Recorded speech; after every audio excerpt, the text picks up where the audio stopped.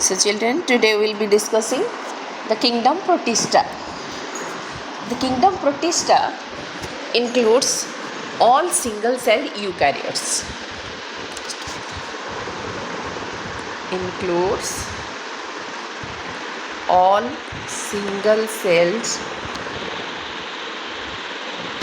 eukaryotes. Okay, but Monera includes all unicellular prokaryotes, only prokaryotes. Okay, now its boundaries are not clearly defined. So this point is asked as your MCQ, so remember this one. Boundaries of this kingdom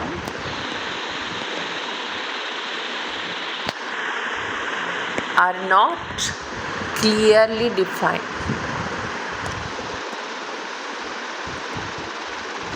Okay, and why? Because some organisms may be classified differently by different biologists. For example, a photosynthetic protist may be considered a plant by some biologists. For example, a photosynthetic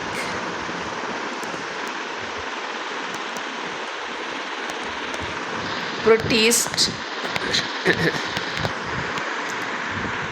may be considered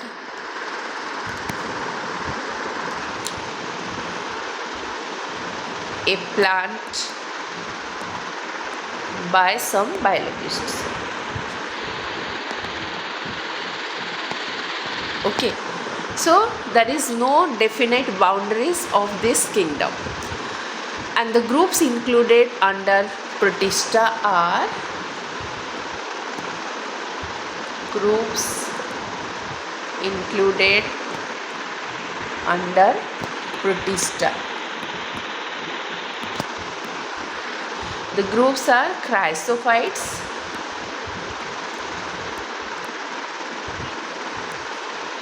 dinoflagellates,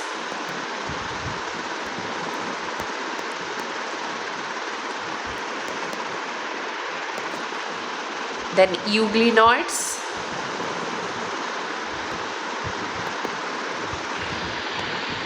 then slime mold,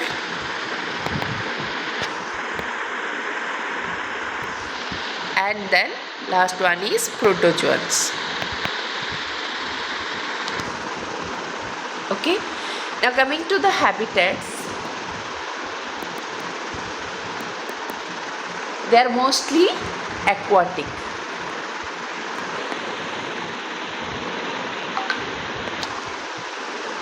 Okay, and why these Protista are very important? They have individual groups have individual importance, individual economic importance, but there are some common importance. So common importance. The common importance is that it forms a connecting link between very important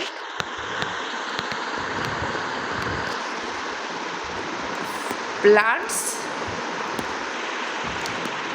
animals and fungi. Okay, so that's why it is said that there is no limited boundaries, defined boundaries of this one, because it connects the because by different biologists, different members of this group are grouped under, some of them are grouped under plants, some are under animals and some are under fungi. Okay, so this is the common importance of this kingdom. Now coming to the general characteristics,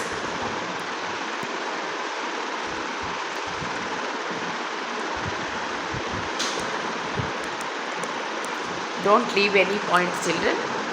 So general characteristics includes, they are eukaryotic. Already I have Okay, and the eukaryotic unicellular. Eukaryotic unicellular. The cell contains, because they are eukaryotes, so the cell has a well defined nucleus and membrane bound organelles.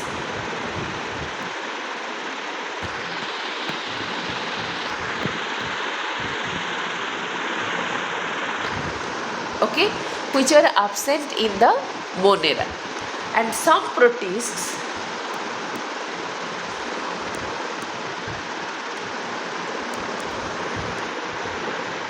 have flagella for locomotion and some have cilia.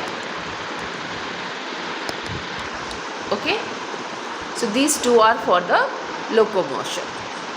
Clear? Now coming to the reproduction, that also comes under the general characteristics. So the reproduction,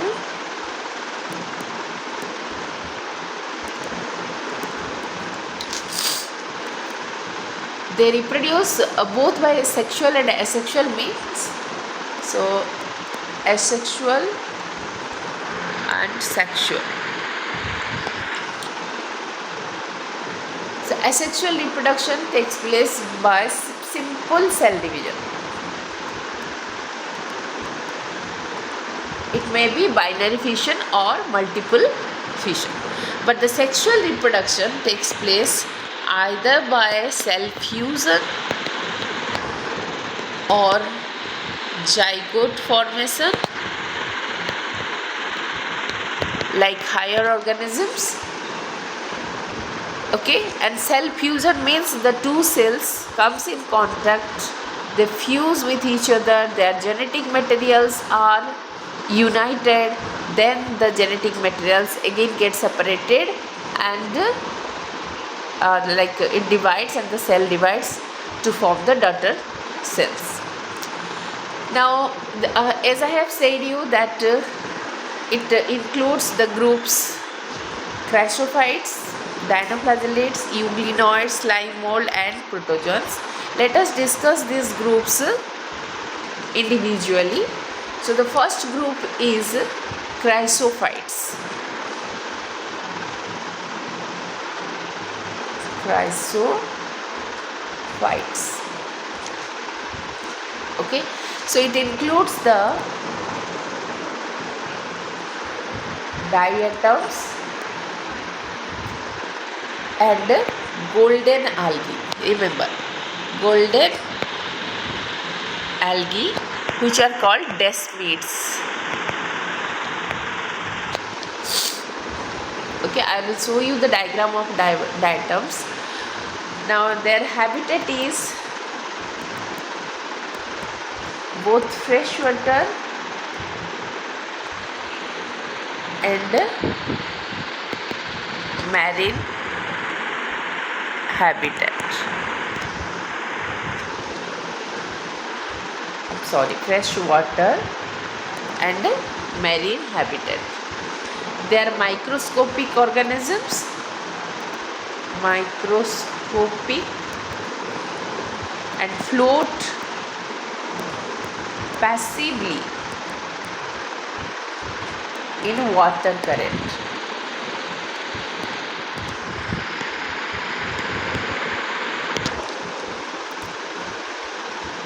Okay, and they form a part of plankton.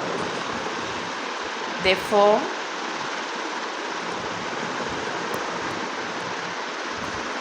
a part of plankton.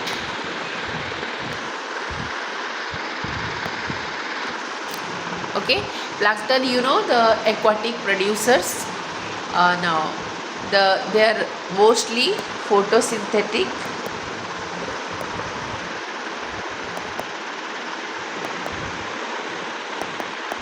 Okay, now coming to the diatoms.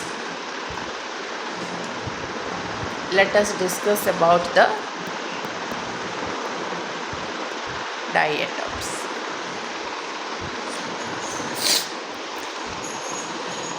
These diatoms are very, very important, children. These diatoms, cell wall. Let me first tell you, cell wall of diatom. It forms two overlapping shells. Forms two overlapping shells. Okay, and the shells fit together like a soap box.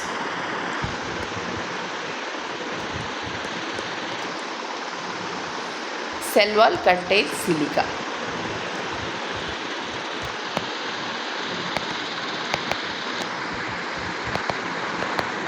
So this is the characteristics of the cell wall. Okay. Now, what is the importance of silica cell wall? So this is the exclusive feature of this group, or the particularly the diatoms. So what is the importance of silica wall?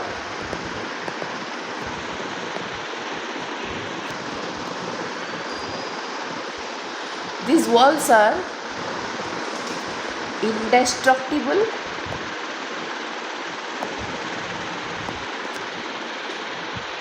means they cannot be destroyed. Then large deposits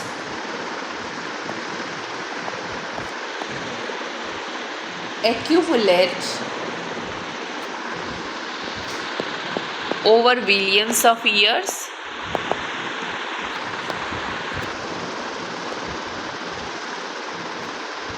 and these deposits are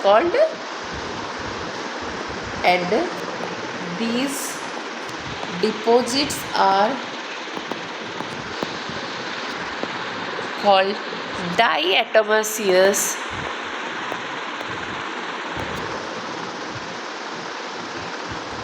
earth. Very, very important. Now, what is the use of diatomaceous earth? So this is used for polishing,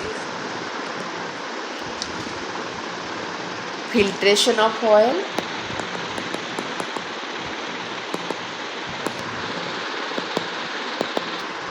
and serum.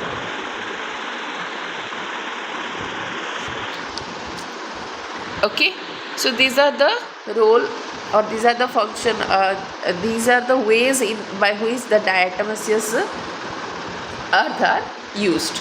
Now coming to the ecological importance.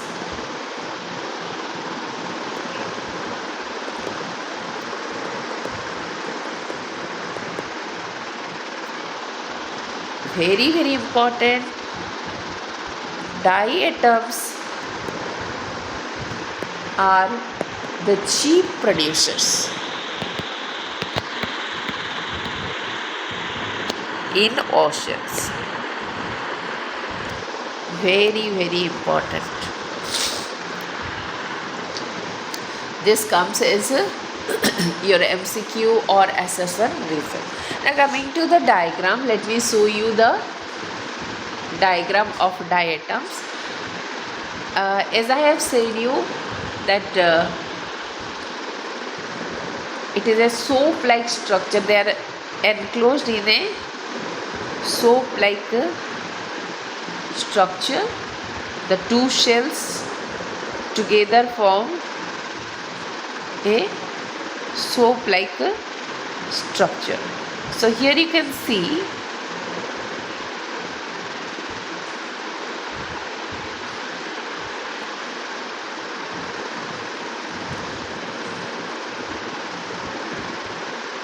so this is the organism, and this is the cell wall.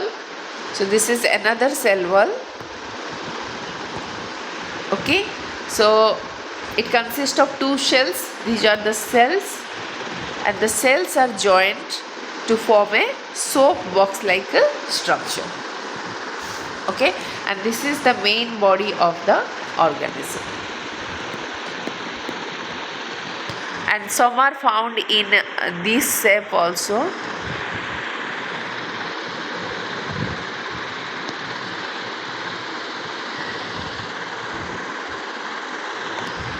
Okay, so there are varied shapes. Now the next group is dinoflagellates.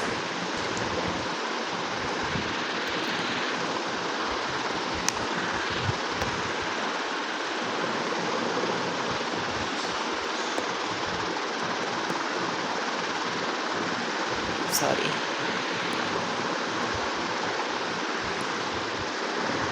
Dinoflagellates. They are mostly marine, photosynthetic,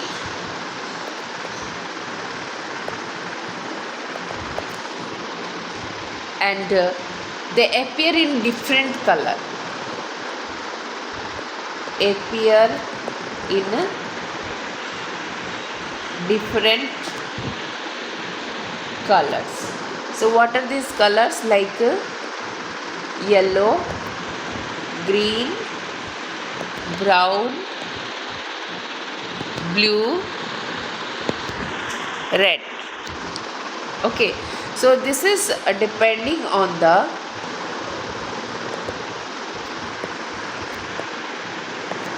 pigments present.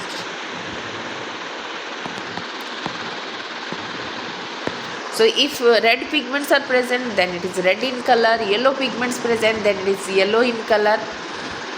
Now coming to the cell wall. The cell wall contains stiff cellulose plate. Remember, cell wall contains stiff cellulose plates. Here remember children, only the diatoms or the crassophytes are having the silica cell wall. So they are having the flagella. Two flagella are present, very important. That's why the name is dinoflagellates. Two flagella are present.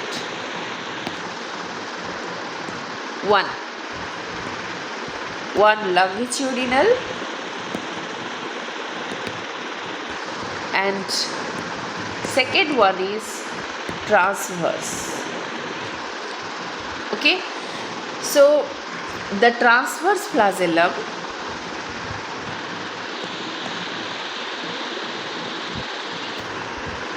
lies in a furrow between wall plates. So as I have said you, the cell wall is made up of stiff cellulosic plate. So these two, in between these two plates, there is a furrow, and in the furrow the flagellum is present. So let me show you the diagram.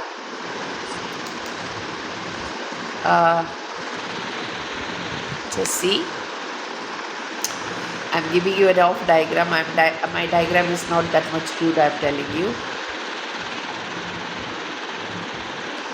Okay. So this is one rigid cell wall or cellulosic plate, and there is another plate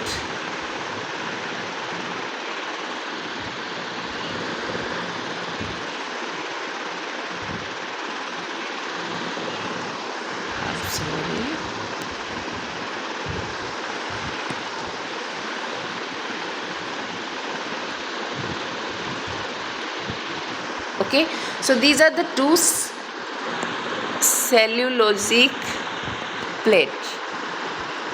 So this is also cellulosic plate. So in between the cellulosic plate there is a furrow. This is the furrow. So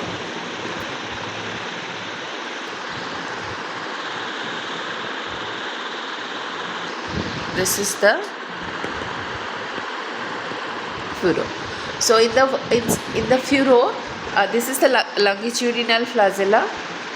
From here it arises, the longitudinal flagella, and the transverse flagella is present here. So this is transverse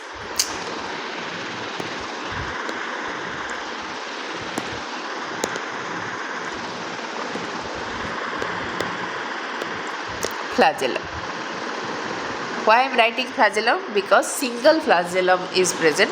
Singular is flagellum and plural is flagella. And what is this? This is longitudinal flagellum. Clear? I think it is clear to you. Now come to the importance of this group. That is, here a particular question comes often it comes in your exam, that is the red tides.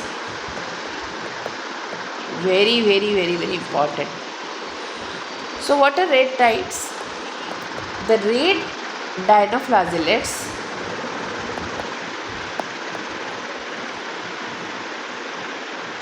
multiply rapidly, and this causes the sea to appear red, and this phenomena is called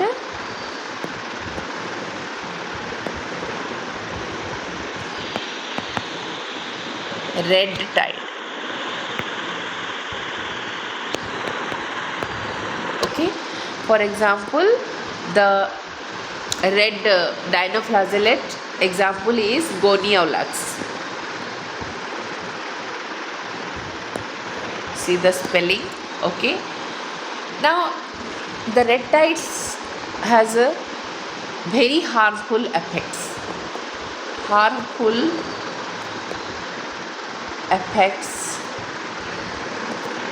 of red tides.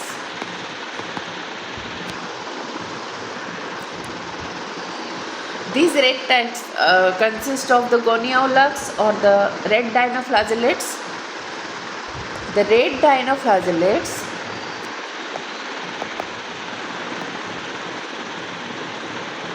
especially the Goniolax release toxins, and these toxins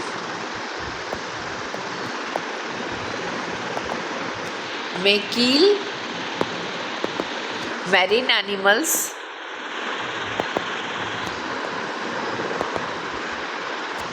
like fishes. Okay, so that's why it is very harmful for the marine animals. Now coming to the next group under Protista is the euglenoid.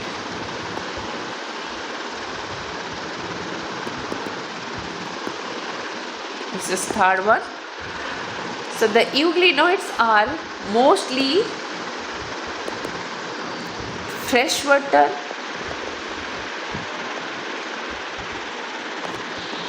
organisms, and they are found in stagnant water. You know what is stagnant water? Stagnant water means static, means which is not flowing. स्थिर है, जो पानी स्थिर है, like a pond water is stagnant, so they are found in pond water, but they will never found in the river which is always flowing. Okay, Now coming to the cell wall, they don't have cell wall, but they have a protein rich, very very important layer called pellicle. Very very important. No other group of organism is having this feature. Okay. Now, what is the function of pellicle? Pellicle makes the body flexible. So, the euglena, the example is euglena. The euglena can change its body shape during its locomotion. Okay, for locomotion, rather I can say for locomotion, they can change the shape of their body. And this is possible due to the flexibility of their body, and this flexibility is provided by the pellicles. Okay, now these euglenoids are having two flagella, have two flagella. See here I am writing flagella, means it is plural, two, that's why I am writing flagella. So one is short and one is long. Okay.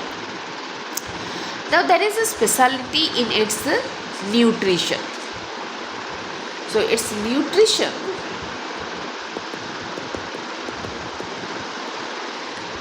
is mixotrophic. They are mixotrophic, means both autotrophic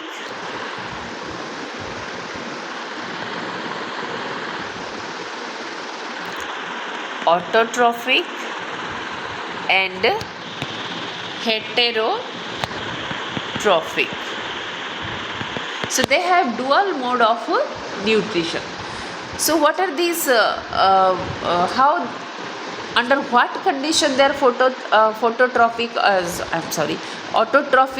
or photosynthetic, and under what condition they are heterotrophic? Let us see.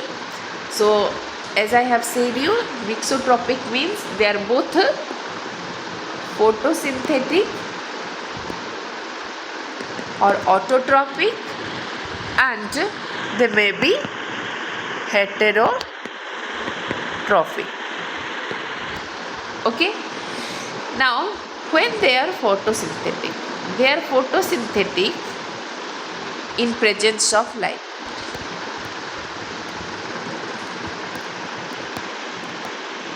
Okay, but in absence of light they are heterotrophic.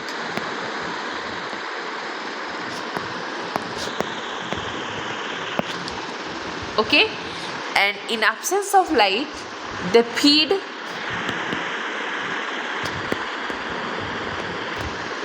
smaller organisms. Okay, so this is called mixotrophic nutrition. Very very important, children. They have dual mode of reproduction, dual mode of nutrition. This is the only group of organism which are having dual mode of nutrition, that is called mixotrophic. Now coming to the pigments,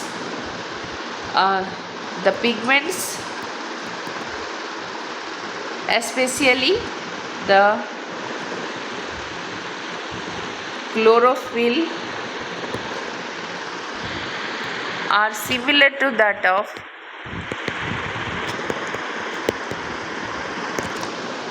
of plants. Okay, and its example is euglena. I will show you the diagram. Okay, now coming to the diagram, excuse me, the diagram is you all might have seen it under microscope in your class 10th.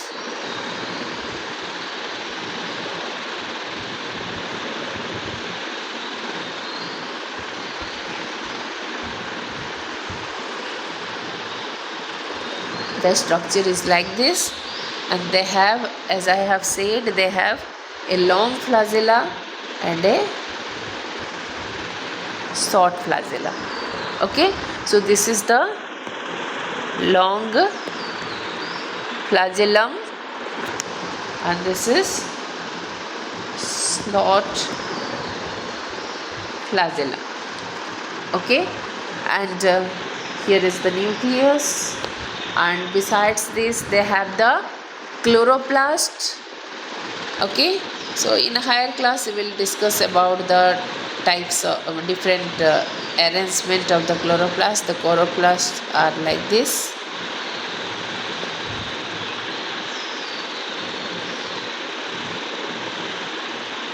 Okay, and besides that they have the contractile vacuoles, and the body is covered by pellicle. So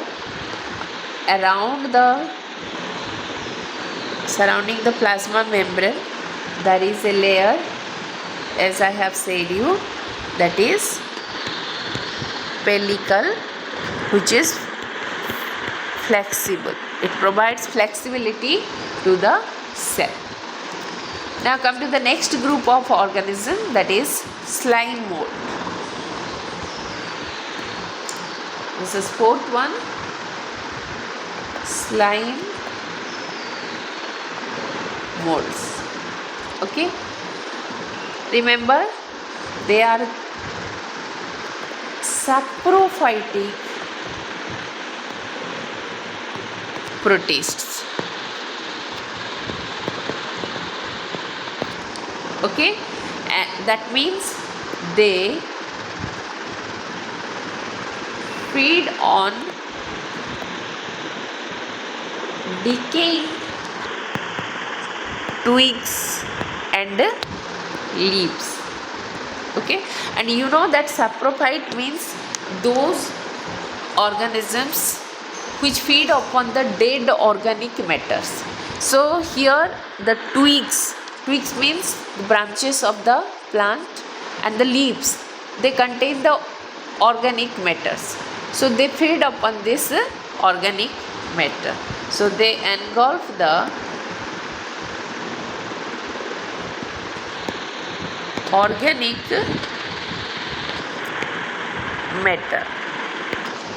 Okay, and can you say which other organism you have studied about is saprophytic?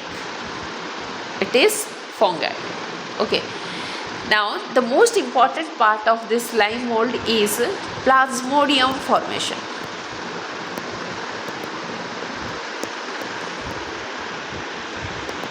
So see, the beauty, rather I can say the difficult part of the biology is that the same term having two different meaning. Okay, so here all of you might have heard about Plasmodium vivax. Plasmodium vivax is a protozoa that causes malaria. But this Plasmodium here I am talking about is totally different than that comes under your protozoa or that causes malaria. Okay, so what are these Plasmodium? These Plasmodium are formed in the slime molds. The Plasmodium, here the Plasmodium is not an organism. Okay, so here what happens, remember, under favorable condition, very very important, under favorable conditions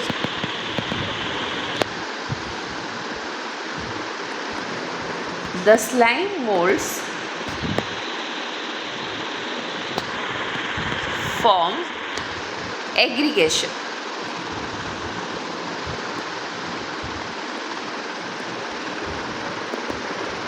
Okay, so they are aggregated, and this aggregation is called Plasmodium. Okay, I think it is now clear to you what is the difference between the plasmodium that causes malaria and the plasmodium of a slime mold. Okay, so now this plasmodium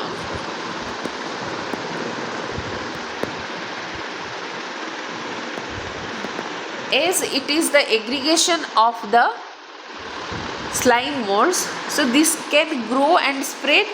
So the plasmodium grows and spreads over several feet.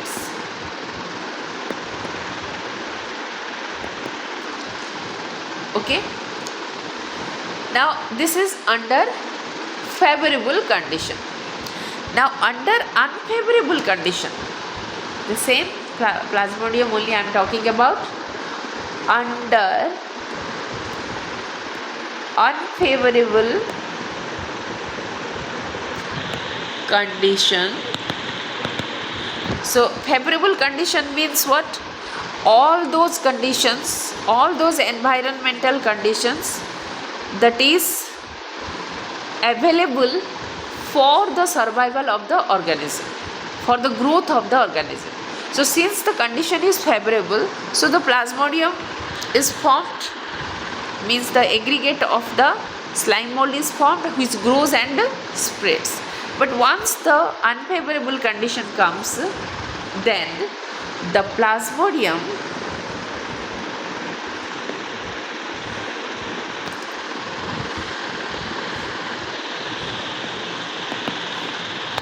differentiates to, very important, differentiates into fruiting body.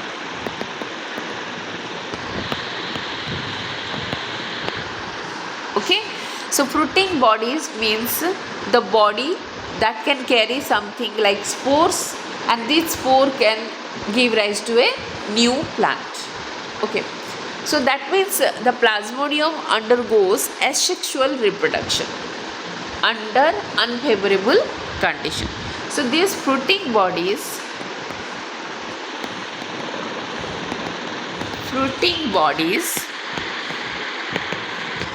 bear spores. You know, all you know what are spores? Spores at their tip. Okay, so suppose say I'll give you the diagram. Okay, so these spores possess true walls. They have true walls.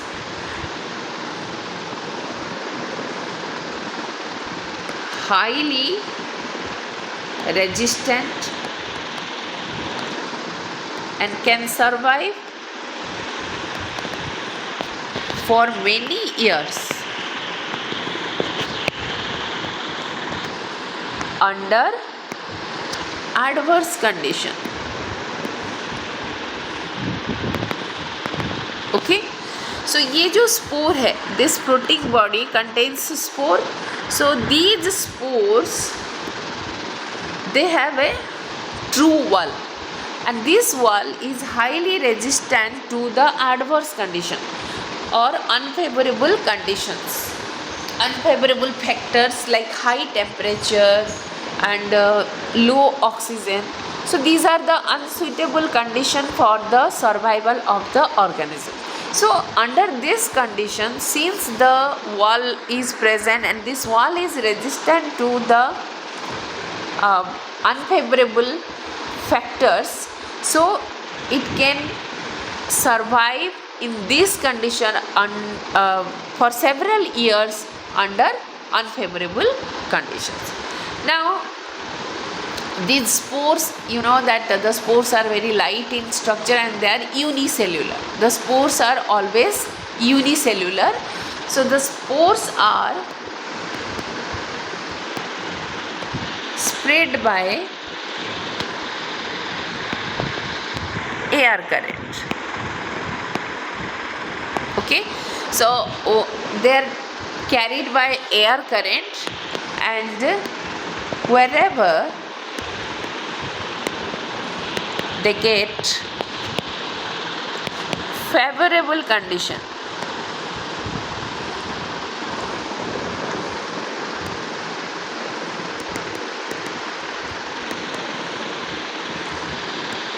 They grow into slime mode. Okay, so this is how they reproduce asexually. So mainly they reproduce asexually only.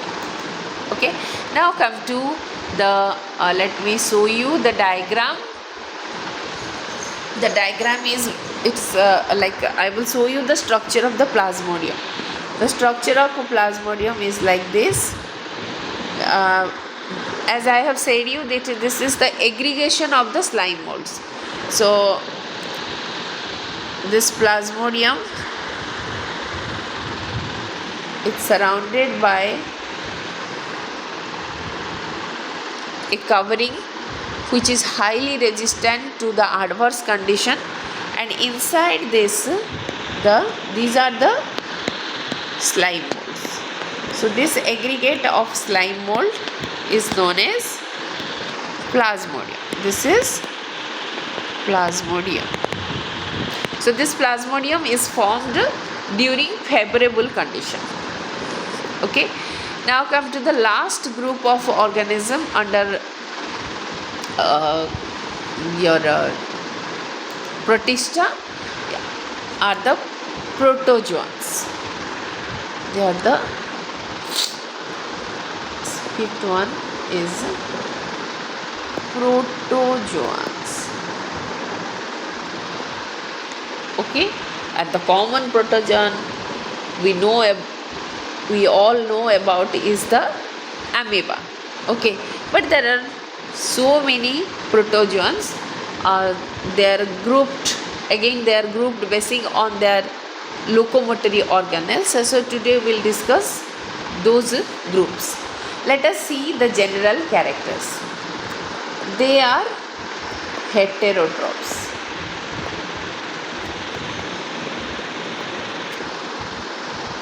They can live as predators or parasite. Parasite all you know, live inside the host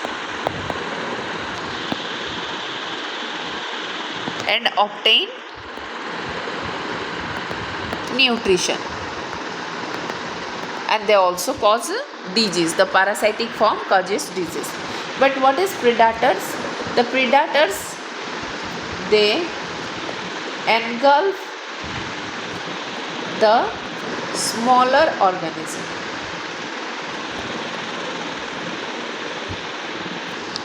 Okay, so they are either predators or parasite, and both these two modes of nutrition are heterotrophic mode of nutrition, and they are considered as very, very important, comes as MCQ, considered primitive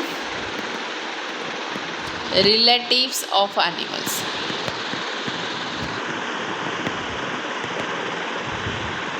How? Protozoa.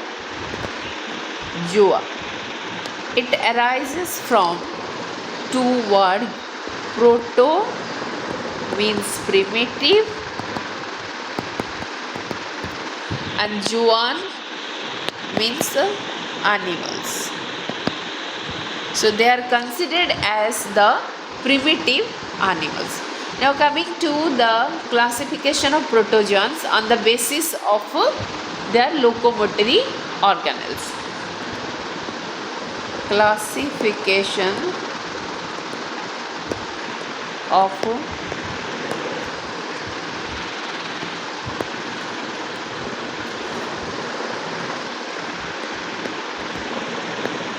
protozoans on the basis of their locomotory organelles. Okay,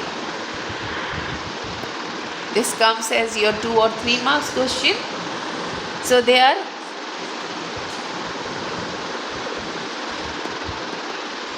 amoeboid,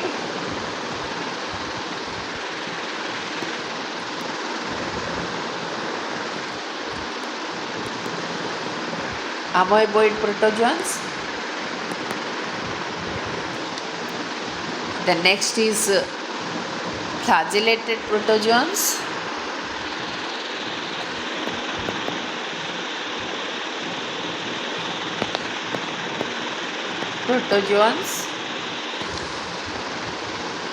Then next is ciliated protozoans.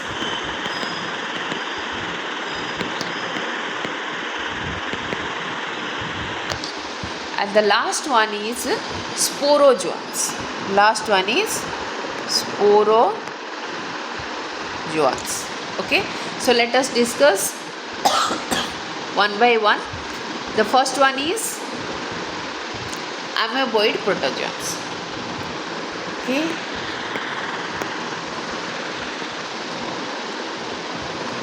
so the amoeboid protozoans are both freshwater and marine water living. Okay, and they can also survive in moist soil. So this is about the habitat of this organism. Now they use pseudopodia. So as I have said you that basing on the locomotory organelles, they are categorized into these 4 groups. So these amoeboid protozoans, the locomotory organelle. So I am writing organelle because it is a unicellular organism. So whatever structure present in the the mitochondria, the ribosome, and whatever structures present inside the cell are known as organelles, not organs. Okay, so locomotory organelle is pseudopodia. Okay, very very important. Its meaning is false feet, jhuta pair. Okay, and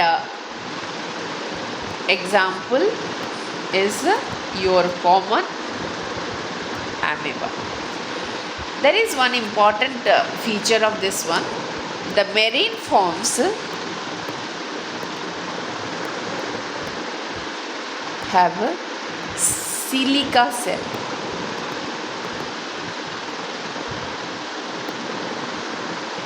Okay, so here it is the silica cell that provides extra protection to the this one, and there are also parasitic forms. Example of parasitic form is entamoeba.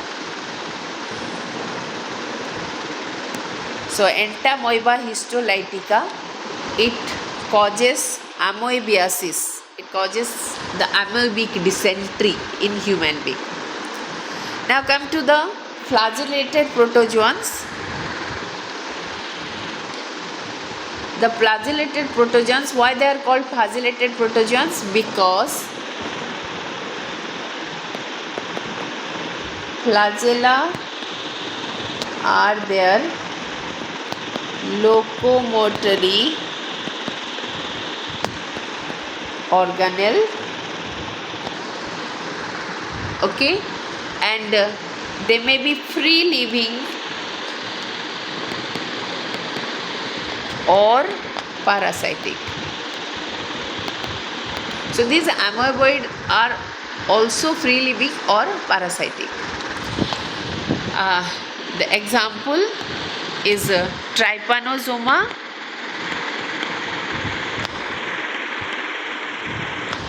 causes disease,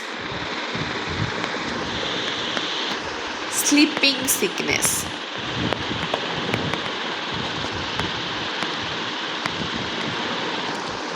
Okay.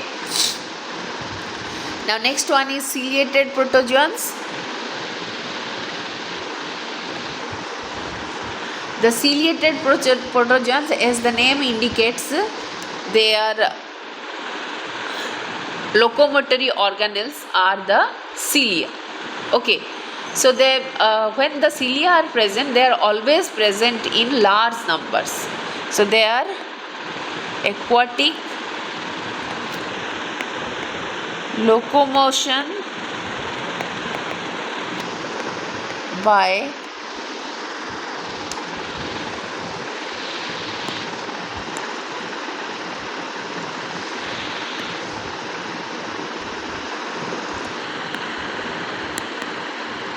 thousands of cilia. So what are cilia? Cilia are small, you can note down.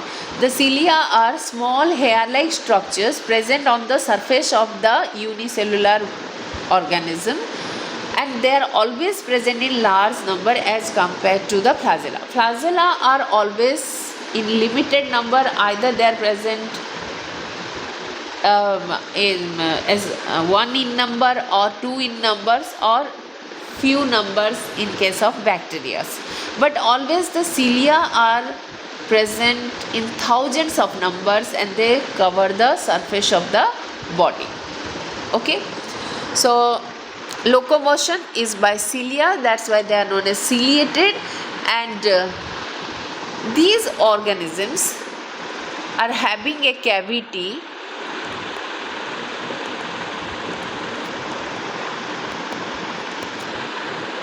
called gullet. Very, very important. Okay, the gullet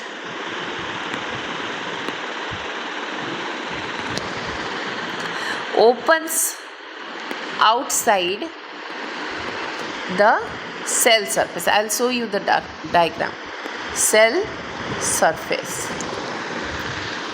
Okay, and this gullet, through this gullet, they feed upon the organisms. So what is the role of a gullet? The gullet helps in cell eating. Okay, now how this movement takes place by the cilia, and also how the food enters into the gullet. Okay, the coordinated movement of cilia, very, very important. Coordinated movement of cilia pushes food containing water into gullet. So this is how they feed upon the organism. Whatever microorganisms present in the water, that enters into the body through the gullet, and after entering into the body, they are captured by the food vacuoles, and in the food vacuoles they are digested. And the common example is paramecium. Okay, now come to the last one, the last group of organism, the sporozoans. It's very small little species, therefore sporozoans. Okay, the sporozoans, they are infectious, they are having infectious spore-like stage in life cycle. Why they are known as sporozoans? Because at some stage of their life cycle they are spore-like and they are infectious. So they have infectious, means cause infection, spore-like stage in their life cycle. Okay, and its example, common example that you know is plasmodium. Example, plasmodium, all you know, and that causes malaria. Okay, and this malaria has a major harmful effects on the human population. So these are the different groups of protozoans basing on their locomotory organ. So that's all about the Protista. Now let me show you some of the diagrams of under these different groups of protozoans. The first one is amoeba. So this is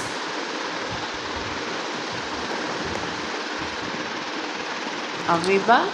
Then the next one I have given the example is sleeping sickness causing trypanosoma.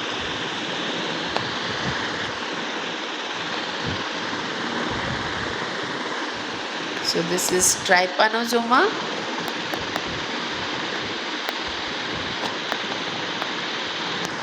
And then next one I have given you the example, that is paramecium.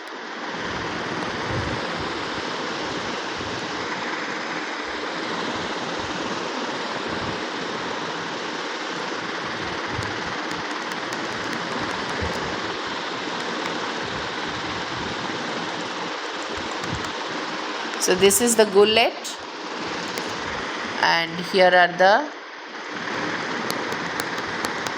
cilia. The whole body surface is covered with